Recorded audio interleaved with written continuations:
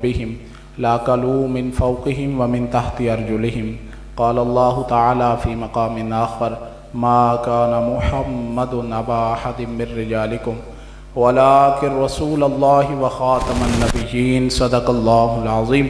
درود شریف پڑھ لیجیے. الصلاة والسلام علیک یا سیدی یا رسول اللہ، الصلاة والسلام علیک یا سیدی یا حبیب اللہ وعلی آلک و اصحابک یا سیدی یا خاتم النبیین. وہ جو نہ تھے تو کچھ نہ تھا، وہ جو نہ ہوں تو کچھ نہ ہو، جان ہے وہ جہان کی، جان ہے تو جہان ہے.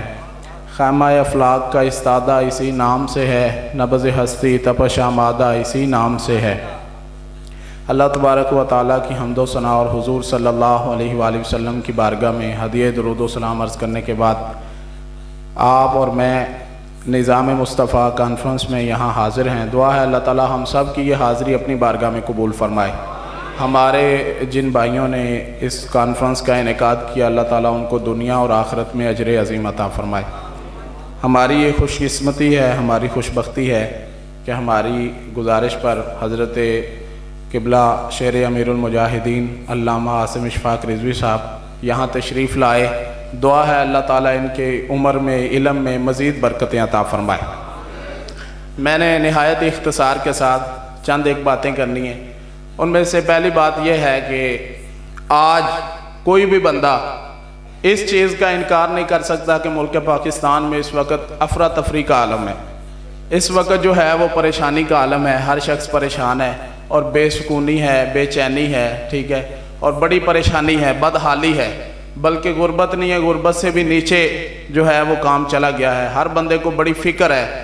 یوں کہہ لیں کہ اگر کوئی بندہ جو ہے وہ جس کے پاس تو چار پیسے ہیں، ٹکے ہیں، جس کا تو اچھا خاصا نظام ہے، اس کی تو وہ الگ بات ہے. عام جو پاکستانی ہے اگر وہ رات کی روٹی کھاتا ہے تو صبح کی اس کو بڑی فکر ہے. اگر اس نے صبح کی کھا لی تو شام کی اس کو بڑی فکر ہے. تو یہ بہت بڑی پریشانی ہے.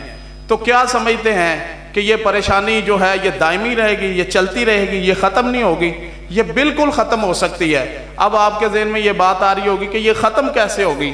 یہ ختم میرے عزیز دوستو صرف اس طرح ایک طریقہ ہے اس کا ختم ہونے کا.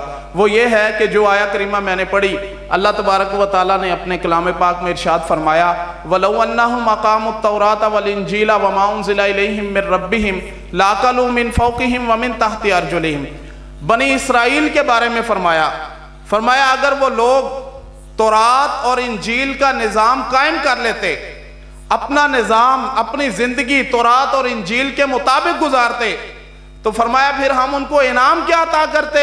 لَأَكَلُوا مِنْ فَوْقِهِمْ وَمِنْ تَحْتِ أَرْجُلِهِمْ. فرمایا آسمان سے ہم رزق کی بارش کر دیتے اور زمین اپنے خزانے کھول دیتی.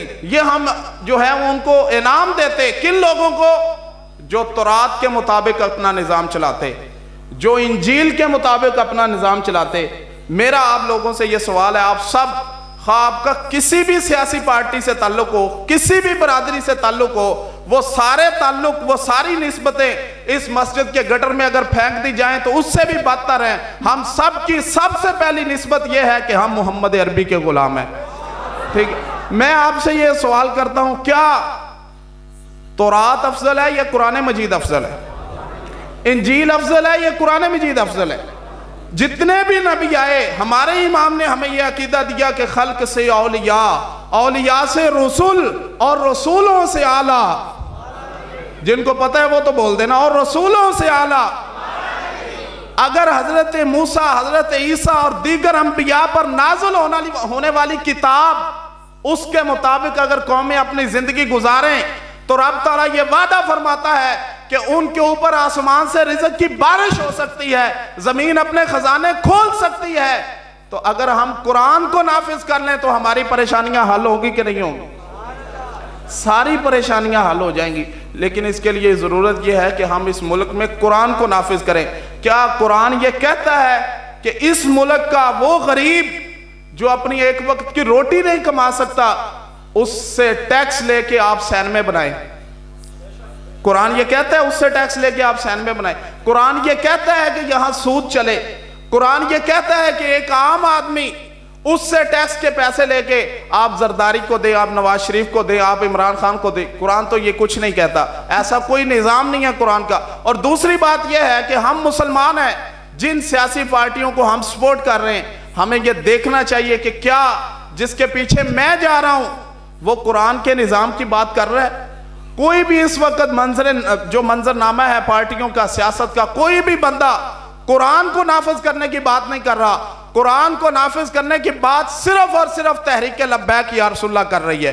اور ہمیں مسلمان ہونے کے ناطے ہمارے اوپر یہ ضروری ہے کہ جو قرآن کو نافذ کرنے کی بات کرتے ہیں ہم ان کے ساتھ کھڑے ہوں، اور میدان میں آ کے مسجد ہو یا بازار ہو ہر جگہ ایک ہی نعرہ ہو، لبیک رسول اللہ لبیک لبیک لبیک یا رسول اللہ لبیک لبیک لبیک یا رسول اللہ لبیک لبیک لبیک یا رسول اللہ لبیک لبیک لبیک یا رسول اللہ لبیک. اور دوسری صرف یہ میری آخری بات، دوسری عرض یہ ہے کہ دیکھیں لوگ تحریک لبیک یا رسول اللہ صلی اللہ علیہ وسلم کو سپورٹ کرنے کے لیے بہت ساری دلیلیں مانگتے ہیں. اور یہ تحریک لبیک حضرت امیر المجاہدین نے ایک نعرہ لگوایا، تاجدار ختم نبوت، یہ نعرہ لگوایا. اب لوگ اس نعرے کو لگانے سے ہچکچاتے ہیں. میں آپ سے یہ سوال کرتا ہوں، کیا تاجدار ختم نبوت یہ معاذ اللہ استغفر اللہ علامہ خادم حسین رضوی ہیں؟ تاجدار ختم نبوت سعد حسین رضوی صاحب ہیں. جو مانے گا وہ تو ایمان سے ہی نکل جائے گا. تاجدار ختم نبوت میرے اور آپ کے آقا حضرت محمد مصطفیٰ ہیں. تو جب ہم نے کلمہ پڑھ لیا حضور کا، پھر بھی ہم تاجدار ختم نبوت کے نام پر جو ہے ہاتھ اٹھانے سے گریزہ ہے، پھر بھی ہمیں کوئی پریشانی ہے. اور دوسری بات یہ ہے کہ دیکھیں کوئی بھی نعرہ لگتا ہے، کسی بھی جگہ نعرہ لگتا ہے، جہاں نعرہ لگتا ہے اس کا تقاضا یہ ہے کہ اگر آپ اس گاؤں میں کھڑے ہو کے عمران خان کا نعرہ لگا دیں تو یہاں کا ایم پی اے خوش ہو جائے گا، کونسلر خوش ہو جائے گا. اور اس سے بھی تھوڑی اوپر چلے جائیں تو عمران خان خود خوش ہو جائے گا کہ جناب وہاں میرا نعرہ لگ گیا. اور اس سے بھی تھوڑا اوپر چلے جائیں تو گولڈ سمتھ یہودی جو ہے وہ خوش ہو جائے گا کہ میرے چیلے کا نعرہ لگ گیا. اور اس سے بھی تھوڑا آگے چلے جائیں تو خود ابلیس شیطان خوش ہو جائے گا. تو مجھے یہ بتائیں کہ شیطان کو خوش کر کے ہم جنت میں چلے جائیں؟ اگر ہم نواز شریف کا نعرہ لگائیں تو پھر بھی وہی صورتحال ہے. اور اگر ہم نعرہ لگائیں تاجدار ختم نبوت زندہ باد کا تو سب سے پہلے حضرت امیر المجاہدین راضی ہوں گے، پھر پیر میر علی شاہ راضی ہوں گے، پھر امام احمد رضا خان بریلوی راضی ہوں گے، پھر مولا علی راضی ہوں گے، پھر عثمان غنی راضی ہوں گے، پھر فاروق اعظم راضی ہوں گے، پھر سیدنا صدیق اکبر راضی ہوں گے، اور سب سے بڑی بات یہ ہے کہ خود محمد عربی راضی ہو جائے. لبیک لبیک یا رسول اللہ لبیک لبیک لبیک یا رسول اللہ لبیک لبیک لبیک یا رسول اللہ لبیک لبیک لبیک یا رسول اللہ لبیک. اب میں خطاب کے لیے ملتمس ہوں حضرت علامہ مولانا شیر امیر المجاہدین علامہ عاصم اشفاق رضوی صاحب، وہ خطاب فرمائے اور ہمارے قلوب و اذہان کو منور فرمائے. آپ تمام دوست نعرہ لگائیں، تاجدار ختم نبوت،